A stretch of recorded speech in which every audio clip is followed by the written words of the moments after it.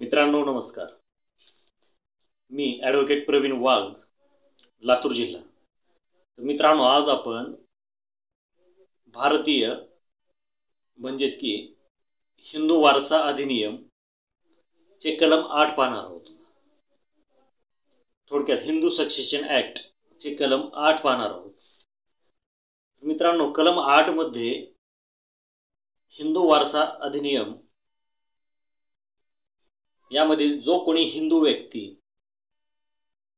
जो कोणी पुरुष व्यक्ती हा मयत होतो, त्याचा मृत्यू होतो, तर त्याचा मृत्यू झाल्यानंतर हिंदू मयत व्यक्तीचे वारस हे कोण असावेत किंवा कोण असतात याबाबत हिंदू सक्सेशन ॲक्ट म्हणजे हिंदू वारसा अधिनियम या कायद्यामध्ये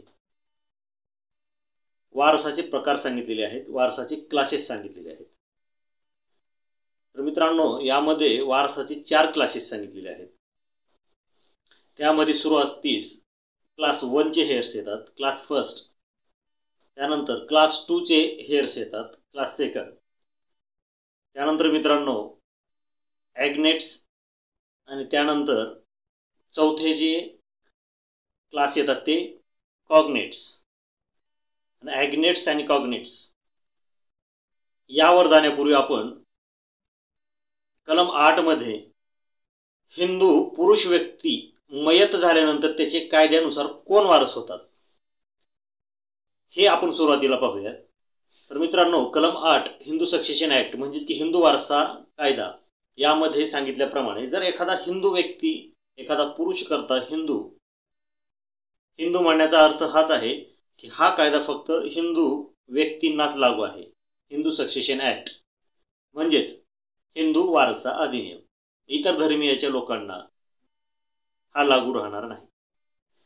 तर मित्रांनो, कलम 8 प्रमाणे जर एखादा हिंदू व्यक्ती जर मयत झाला आणि तो मयत झाल्यानंतर त्याच्या नावावरती जे काही मालमत्ता असेल, स्थावर असेल, जंगम असेल अथवा इतर कोणतीही प्रॉपर्टी असेल, मिळकत असेल, तर त्या मिळकतीचे आणि त्या मयत व्यक्तीचे पुढील वारस कोण होतात हे 4 त्याच्यात क्लासेस सांगितलेले आहेत. क्लास 1, क्लास 2, क्लास 3 म्हणजेच ॲग्नेट्स आणि क्लास 4 म्हणजेच कॉग्नेट्स.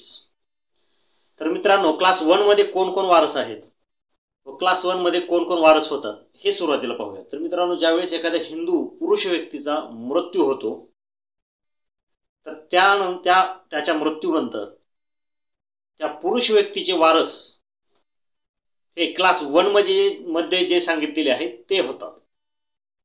क्लास 1 मध्ये सुरुवातीला कोण वारस होतो की त्या मयत पुरुष व्यक्तीचा मुलगा, त्या मयत व्यक्तीची मुलगी, त्या मयत व्यक्तीची विधवा पत्नी आणि त्या मयत व्यक्तीची आई, हे प्रामुख्याने सुरुवातीला 4 हे वारस होतात. त्यानंतरच मित्रांनो, त्यासोबत मयत मुलाचा मुलगा किंवा मयत मुलाची मुलगी हे देखील त्यामध्ये वारस होतात. तसेच मयत मुलीचा मुलगा आणि मयत मुलीची मुलगी हे देखील क्लास 1 मध्येच वारस म्हणून येतात. त्यानंतर मित्रांनो, विडो ऑफ प्रीडिसीज्ड सन, मयत मुलाची बायको म्हणजे मयत मुलाची बायको म्हणजे की विधवा, हे देखील क्लास 1 मध्ये येते. हे देखील मयत पुरुष व्यक्तीच्या नंतर वारस म्हणून तिला देखील आपण समाविष्ट करू शकतो. त्यानंतर मित्रांनो, मयत मुलाचा मुलगा किंवा मुलगी, आता हे पिढ्यानपिढ्या आता हे पुढे जात आहे, तसेच पिढ्यानपिढ्या मागे सुद्धा येते, त्यामुळे एक पिढ्यानपुढे पुढे जात आहे. त्यानंतर widow of predeceased son of predeceased सन, मयत मुलाच्या मुलाची विधवा बायको. त्यानंतर मित्रांनो, मयत मुलीच्या मुलाचा मुलगा किंवा मुलगी. त्यानंतर मयत मुलीच्या मुलीची मुलगी व त्यानंतर daughter of predeceased son of predeceased daughter, मयत मुलाच्या मुलीची मुलगी हे देखील क्लास 1 मध्येच वारस म्हणून गणली जाते. त्यानंतर मित्रांनो daughter of predeceased daughter of predeceased सन, मयत मुलीच्या मुलाची मुलगी हे देखील क्लास 1 मध्ये पुरुष हिंदू व्यक्तीच्या मृत्यूनंतर वारस ठरतात. तर आपण पाहिल्याप्रमाणे मित्रांनो की क्लास 1 मध्ये हेअर्सचे प्रामुख्याने जे हेअर्स आहेत ते आहेत मुलगा, मुलगी, विधवा पत्नी आणि आई. त्यानंतर जर तो मुलगा नसेल तर मुलाचा मुलगा, नातू.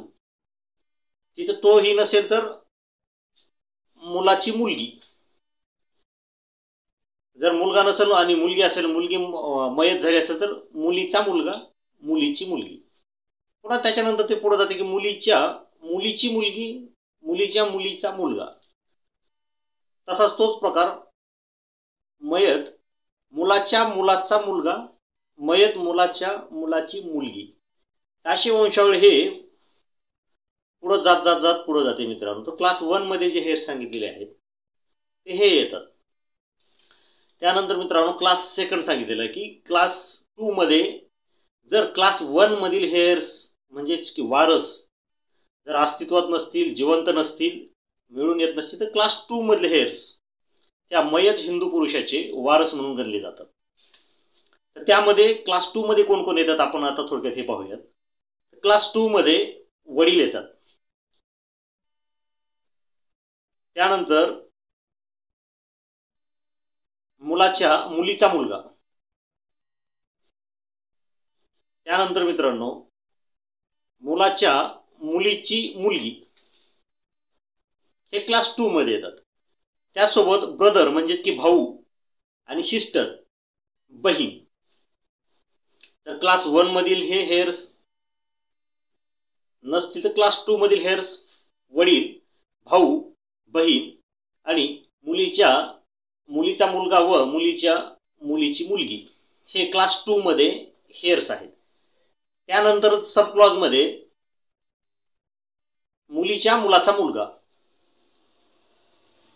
त्याच्याच पुढे लगेच मुलाची मुलगी,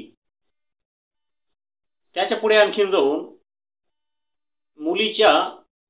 मुलीचा मुलगा आणि त्याच्याच पुढेच मुलीची मुलगी हे देखील क्लास 2 मध्ये येतात. त्यानंतर मित्रांनो क्लास 2 मध्ये सब क्लॉज आणखीन एक सांगितलेलं आहे की भावाचा मुलगा, बहिणीचा मुलगा, भावाची मुलगी आणि बहिणीची मुलगी हे देखील क्लास 2 मधीलच सब क्लॉज मध्ये हे वारस येतात. त्यानंतरचा पुढील वारस जो आहे त्यामध्ये वडिलाचे वडील आणि वडिलाची आई, वडिलांचे वडील, वडिलांचे वडिलांची वडिलांची आई. त्यानंतर वडिलांची विडो म्हणजे फादर्स विडो आणि ब्रदर्स विडो, वडिलांची विधवा आणि भावाची विधवा. त्यानंतर फादर्स ब्रदर म्हणजेच की वडिलांचे भाऊ आणि वडिलांची बहीण हे वारस येतात. त्यानंतर शेवटचे म्हणजे की आईचे वडील, मदर्स मदर, मदर्स ब्रदर आणि मदर्स सिस्टर. अशी ही खूप ही किचकट अशी सहजासहजी लक्षात न येण्याजोगी ही जी वंशावळ आहे ती मित्रांनो क्लास 2 मध्ये सांगितलेली आहे. म्हणजेच की म्हणजेच की हिंदू वारसा अधिनियमच्या कलम 8 मध्ये क्लास 2 मध्ये येणारे जे हेअर्स आहेत ते सांगितलेले आहेत. त्यानंतर मित्रांनो ॲग्नेट्स आणि कॉग्नेट्स हे 2 प्रकार शेवटचे शिल्लक राहतात. ज्यावेळेस हे क्लास 1 मधील हेअर्स अस्तित्वात नसतात, मिळून येत नाहीत, हयात नसतात, त्यावेळेस क्लास 2 कडे आपण जातो. क्लास 2 मधील सुद्धा जर हेअर्स म्हणजे वारस जर अस्तित्वात नसतील, संपुष्टात आलेले असतील, मयत झाले असतील, मिळून येत नसतील तर आपण ॲग्नेट्सकडे जातो. तर ॲग्नेट्स हा जो प्रकार सांगितलेला आहे की फादर्सच्या साईडने सांगितलेलं आहे की वडिलांच्या कुळाकडून, वंशाकडून. डिसेंट्स, याच्यामध्ये ओनली मेलद्वारे म्हणजे की फक्त पुरुषाद्वारे जे ब्लड रिलेशन्सने जी वंशावळ आलेली आहे किंवा ॲडॉप्शनने किंवा दत्तकपत्राद्वारे जी वंशावळ आलेली आहे, परंतु ती फक्त मेलकडून म्हणजे की पुरुष वंशावळीकडून आलेली पाहिजे, म्हणजे की वडिलांकडून आलेली असावी. त्या वडिलांकडून आलेल्या वंशावळीमधील कोणीही व्यक्ती ॲग्नेट्समध्ये तो वारस म्हणून गणला जातो, ज्यावेळेस क्लास 1 क्लास 2 हे अस्तित्वात नसतात त्यावेळेस. त्यानंतर मित्रांनो कॉग्नेट्स हा चौथा प्रकार सांगितलेला आहे. कॉग्नेट्समध्ये या उलट असं आहे की फिमेल डिसेंट्स ही आईच्या आईची आईची आई म्हणजे आईकून आलेले जे काही ब्लड रिलेशन्स आहेत किंवा ॲडॉप्शन आलेले म्हणजे की दत्तक पत्राद्वारे जे रिलेशन्स आहेत, जे नाते आहेत, जे नातेवाईक आहेत, जी वंशावळ आहे, त्या वंशावळीतील कोणीही क्लास 1 आणि क्लास 2 मधील ज्यावेळेस व्यक्ती अस्तित्वात नसेल त्यावेळेस कॉग्नेट्स मधील व्यक्ती हा हिंदू वारसा अधिनियम मधील कलम 8 मध्ये वारस म्हणून गणला जातो. तर मित्रांनो थोडक्यात आपण हिंदू वारसा अधिनियमचे कलम 8 पाहिले. कलम 8 मध्ये हिंदू पुरुष व्यक्ती जर मयत झाला त्यानंतर त्याचे कायदेशीर वारस कोण आहेत, त्याच्या मालमत्तेचे, त्याच्या स्थावर जंगम मिळकतीचे तसेच. तर यानंतर कलम 15 मध्ये हिंदू सक्सेशन ऍक्ट मध्ये फिमेल व्यक्तीचे म्हणजेच की एखादी स्त्री मयत झाली तर तिचे वारस कोण राहतात ते आपण उद्याच्या व्हिडिओमध्ये पाहूया. तर आज आपण जी माहिती पाहिली ती फक्त हिंदू पुरुष व्यक्ती जर मयत झाला तर त्यानंतर त्याच्या येणाऱ्या वारसांबद्दलची आपण थोडक्यात माहिती पाहिली. मित्रांनो ही माहिती आवडली असेल तर नक्कीच ॲडव्होकेट प्रवीण वाघ हे यूट्यूब चॅनल सबस्क्राईब करा, लाईक करा, शेअर करा. आपल्याला ही दिलेली माहिती आवडतच आहे. आपल्या प्रतिक्रिया सुद्धा रोज बऱ्याच आणि अनेक प्रतिक्रिया या यूट्यूब चॅनलवरती येत आहेत. माहिती सुद्धा आपल्याला आवडत आहे, आपण शेअर करत आहात, लाईक करत आहात, त्याबद्दल धन्यवाद. तर उद्याच्या व्हिडिओमध्ये आपण हिंदू स्त्री मयत झाल्यानंतर तिचे वारस कोण असतात हे कलम 15 मध्ये सांगितलेले आहे आणि कलम 16 मध्ये त्याची अंमलबजावणी सांगितलेली आहे. ते उद्याच्या आपण व्हिडिओमध्ये पाहूयात. तोपर्यंत धन्यवाद.